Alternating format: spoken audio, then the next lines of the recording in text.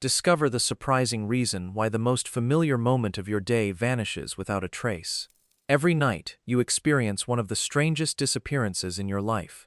You lie down, close your eyes, think one last thought, and then, nothing. It's not a darkness you remember, not a clear switch, nor a final second where you can definitively say, "That was the moment I fell asleep."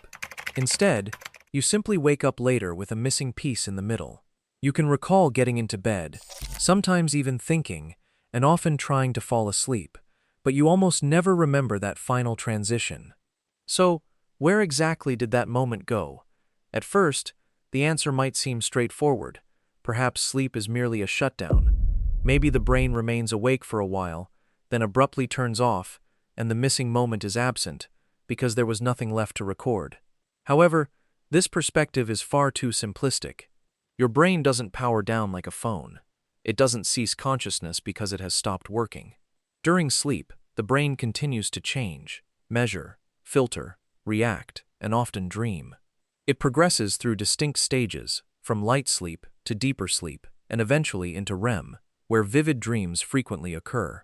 The true mystery, then, isn't that the brain becomes silent, but rather that it stays active, yet the part of you capable of saying, "I am experiencing this," stops, leaving a clear memory behind. To grasp this, we must differentiate between two things that often feel like one. Experiencing a moment is not the same as remembering it. You can live through something and fail to store it in your memory. You might hear a sound without truly noticing it, see a face in a crowd and forget it seconds later, or walk into a room and lose the reason you entered.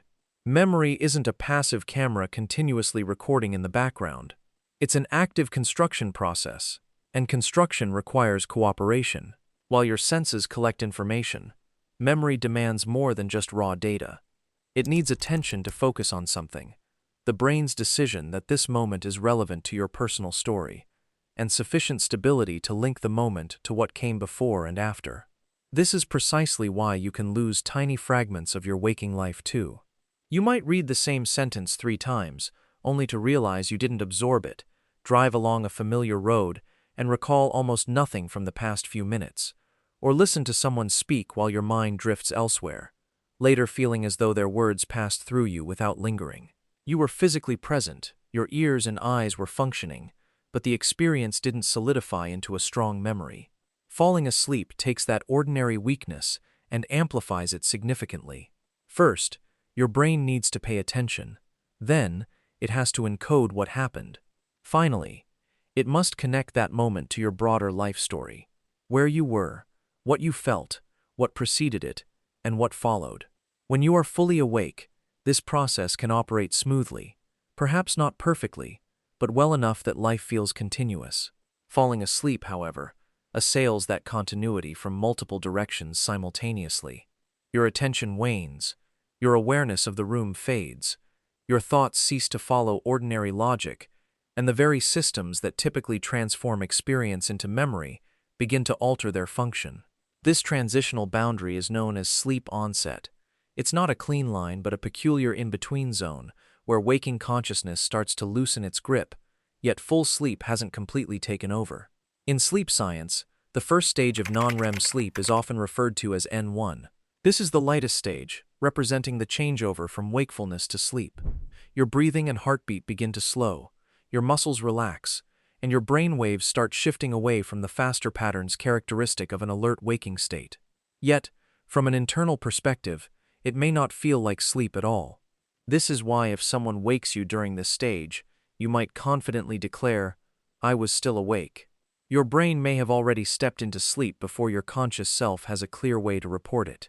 It is here that the disappearing act truly begins. During sleep onset, consciousness doesn't typically vanish in one dramatic instant. Instead, it becomes unstable. A normal thought might bend into an image, a memory could transform into a scene, or a sound in the room might become part of a half-dream. The logic of waking life starts to melt away. You might be contemplating tomorrow, and then, suddenly, you're walking through a hallway that doesn't exist. You might hear a car outside, and then, for a second, your brain treats it like thunder in a dream. You might even perceive colors, faces, or flashes that aren't physically present in the room. These are hypnagogic experiences, the strange fragments that can manifest as the brain transitions into sleep. They are one reason why falling asleep can feel so difficult to describe. It's not merely darkness. It can encompass images, body sensations, drifting sounds, nonsensical thoughts, or a sudden feeling of falling. Sometimes, one of these fragments, such as a body jerk, a flash, or a bizarre sentence in your mind, might rouse you, and because you wake up immediately, you may remember it. But if you don't wake up, the fragment usually dissolves, not because it never occurred, but because it was never stored strongly enough to become a stable memory. The brain requires a reliable narrator to integrate an experience into your life story. At sleep onset, that narrator is progressively weakening.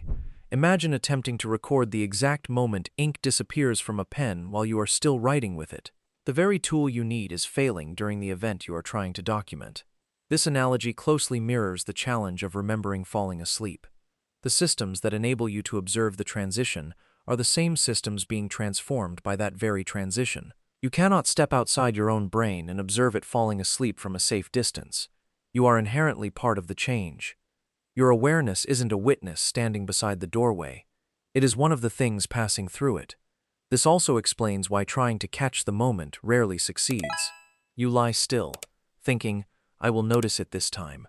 You wait for sleep like a hunter waiting for prey. You check your mind, asking, "Am I asleep yet?" But the very act of checking keeps a part of you awake. Attention is much like a hand gripping the edge of a pool. As long as you maintain that grip, you haven't fully drifted away. Then, your focus finally loosens, the internal watcher grows tired, the question disappears, and by the time sleep arrives, the part that wanted to mark the moment is no longer sharp enough to do so.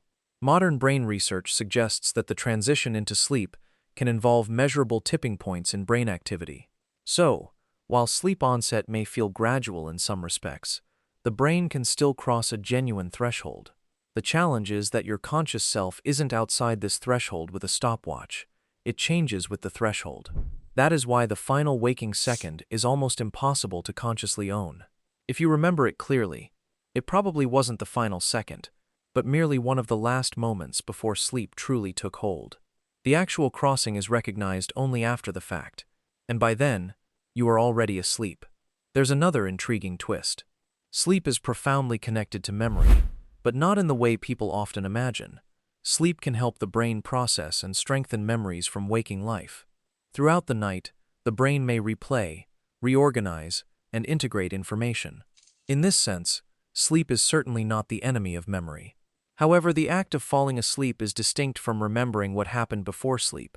A library can organize books after closing, but that doesn't mean it records the exact second the lights went out. When sleep begins, the brain is preparing to enter a state where memory is handled differently.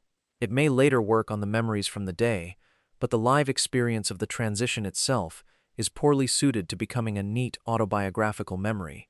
It lacks a stable attention system, clear before and after markers, and the normal feeling of, "I am here, and this is happening to me." Thus, the moment isn't remembered because nothing important occurred. It's forgotten because the machinery of remembering was already being reconfigured. This is why sleep often feels like time travel. You close your eyes at night, and subjectively, the next thing you perceive may be morning. Of course, your body didn't skip those hours. Your brain cycled through various stages, your heart kept beating, and your cells continued their work. Your sleeping mind may have produced dreams you no longer recall, but your waking self wasn't continuously present to collect the story. In the morning, the brain presents you with a clean version. "I went to bed. I woke up." A simple narrative, but the real experience was not a straight line. It was a fade, a blur, a profound transformation, and then a return. Perhaps the strangest part is that this happens to almost everyone, every single night. The mind performs a quiet escape from itself, not in a dramatic fashion like death or a blackout from injury, but as a natural, ordinary, biological surrender. You don't remember the moment you fall asleep because there may be no fully awake you left to save it. The observer fades with the event, and the recorder changes state precisely while the recording is being made. The final thought doesn't receive a timestamp because the clock that belongs to consciousness is already losing its hands. So, The missing moment isn't empty. It's not proof that the brain turned off. Instead, it represents the border where waking awareness becomes too soft to maintain itself. Every night, you willingly approach that border. You turn off the lights, lie still, and allow the world to become less demanding. And without noticing the exact instant, you permit the most familiar version of yourself to disappear. Then, hours later, you return. You open your eyes, remember the bed and the room, perhaps even a dream, but you don't remember leaving. And maybe that is the deepest mystery of sleep. Not that we spend a third of our lives unconscious, but that we enter it willingly every night, through a doorway we can never quite remember crossing.